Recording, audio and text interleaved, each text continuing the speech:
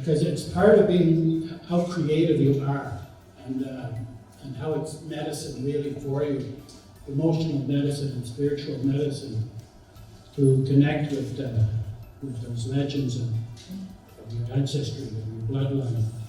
Asking you some questions, because you see, at the end of this, we want to create artifacts. We're going to do it in a couple of ways, but one of them is to create several videos, short videos, so that we can trace this Odyssey, and so that we can really put out to the world a message of hope and optimism at a time when I don't think the world's ever needed it more. You can't use up creativity. The more you use, the more you have. From inhibitions to possibilities, creativity is kind of like it breaks through, and it thrives. Again. The way I see that in my head is the inhibitions that people often have in getting started in something. So in creativity, once they pass that sort of that comfort level, outside their comfort level, then there's much more ability to go further, and therefore their creativity increases. They can do more. The more they do, the more they can do. One thing that I'm hoping to accomplish is to meet with other educators and non-educators to get a broader spectrum idea of how we're using creativity in everyday life outside of just education. To find new collaborators to bring into my classroom, and as well be able to offer some various perspectives and insights to others who might be open to hearing them. I'm really interested in learning about creativity and innovation in education mostly, and I've been really pushing boundaries in education in my classroom, so I just want to connect with other people and learn new ideas.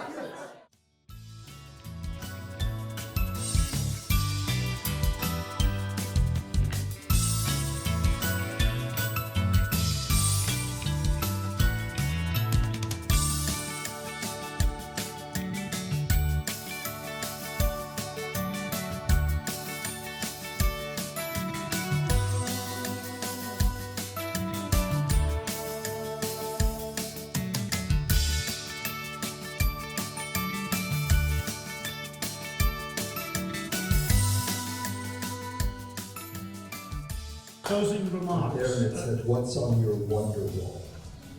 And this is what's on my wonder wall. This exactly. And you all made it happen. So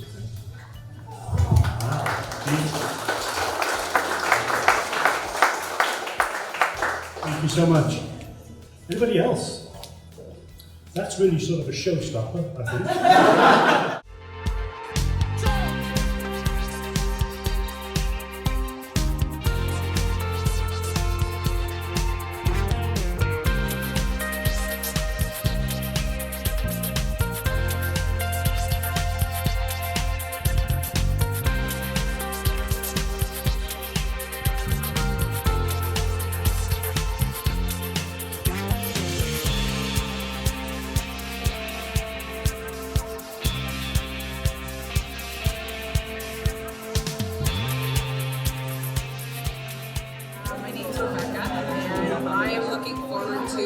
Having conversations about how we can change what learning looks like.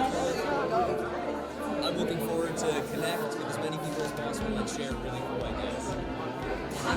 So my name is Karen. I work at an organization called the Parkdale Food Center, which is a good food center located in Pittsburgh in Ottawa.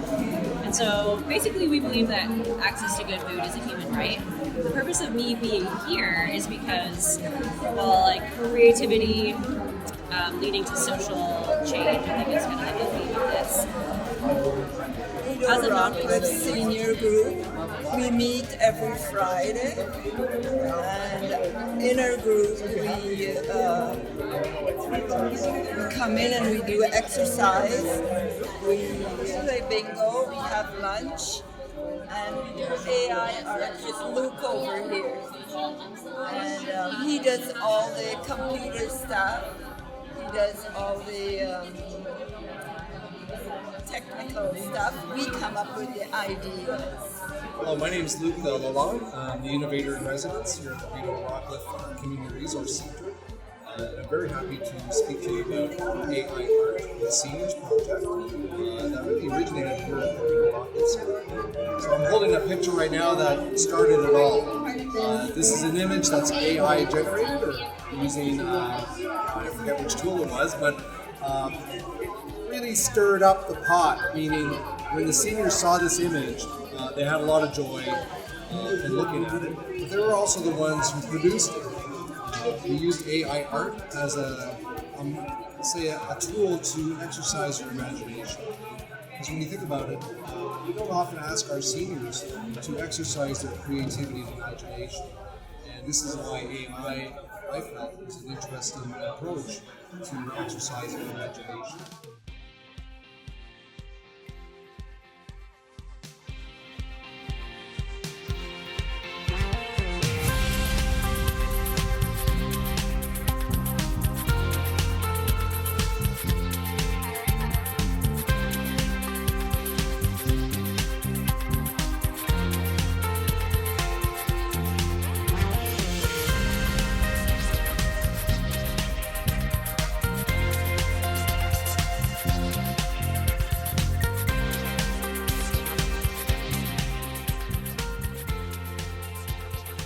This is simply a moment of time.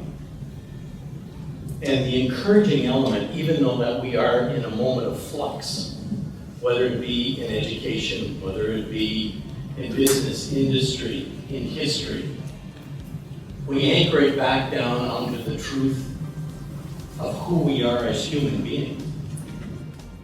But beyond just learning who we are, where we're going. But in order for us to go forward, we have to understand what truth is. We have to understand what that story is about. We have to understand what that harmony should be.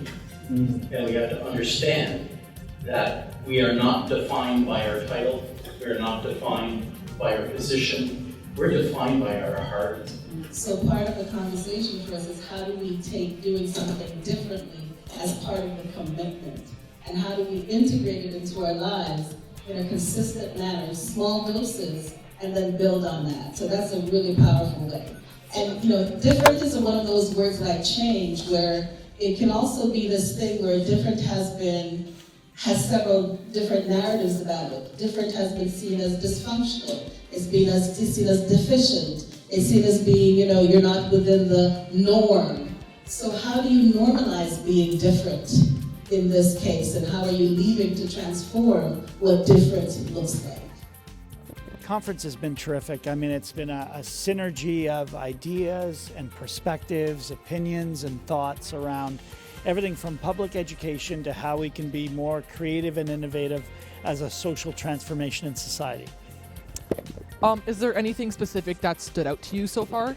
For me, I think what stood out the most is the fact that in my day-to-day work, looking for opportunities to create spaces like this, places and spaces where people have a chance to share their perspectives in a safe place, in one where ideas can be generated and can be built upon. That to me is a real takeaway, to look for places and spaces in my own organization to do what we're doing here today. Is there anything that you've heard today that you think is going to change how you go about either your professional or personal life, that just changes how you act or what you do? It's a really good question, I think, on both fronts. I think professionally, there's a synergy of people who want to see some of this transformation take place, and I'm going to take that back and look at the day-to-day things we do, our regular routines, and see how we can make them more creative and innovative in nature. And personally, there are a number of things I learned today, just speaking to people like yourself and others around ideas that they've had and shared on how I can bring creativity even within my personal life to a greater level. So I've learned here on many fronts, personally and professionally. That's amazing. So overall, if you've had one central takeaway point, what would that be? I think for me, probably the central point is to create opportunities within our organizations to breathe, to allow people to be creative and innovative. It's true, we need to work within a certain construct, but to loosen a bit of that to allow more creativity to happen. That's great. Do you have any plans or ideas on how to get that creativity flowing more? For me, a couple of areas that I think creativity can happen to a greater extent. One is our multi-year strategic plan. I think there's a great opportunity through the pillars of learning, wellness, and social responsibility that we can allow creativity to emerge, and that will create greater strength of diversity, strength of ideas. As an instance, the other one is some of the ways we set up our meetings. This isn't a typical meeting space for us, and when I look at the kind of synergy that happened today, I think changing the way we have our meetings to be more open in nature and less linear or directed or sort of agenda-oriented will allow for that kind of creativity to emerge.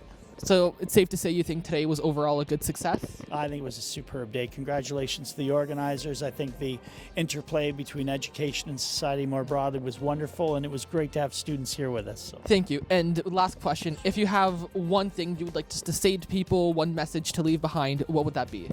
I think for me, probably the greatest message as an educator is to continue to find ways to allow creativity to connect students or staffs passion to their pathways. If we can link to people's passion, work becomes play, and time becomes irrelevant because you're enjoying what you're doing.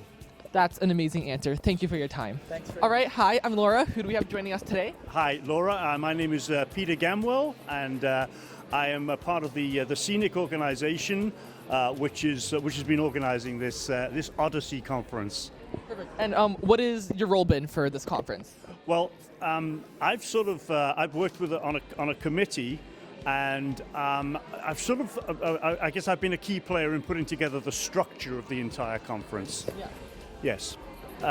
So we decided about 8 or 9 months ago that we wanted to do something live, and we had a conversation about, well, what do we want to do? And it was all to do with there's a lot of people suffering in this society right now. There's a lot of people feeling stressed, feeling uncertain, economically and socially, mentally.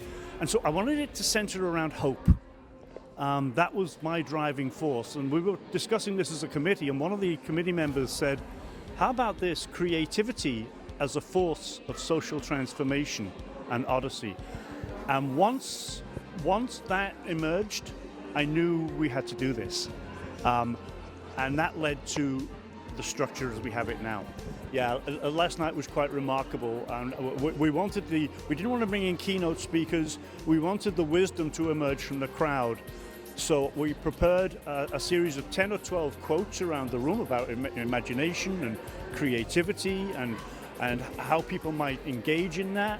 And we simply set them up. We asked them to be with people that they never met before and to get to know those people through those conversations. And it was actually hard to shut the conversations down. There was a dynamism because I think people have really been looking for that hope, and this gives them a structure to think about how they might take this into the future.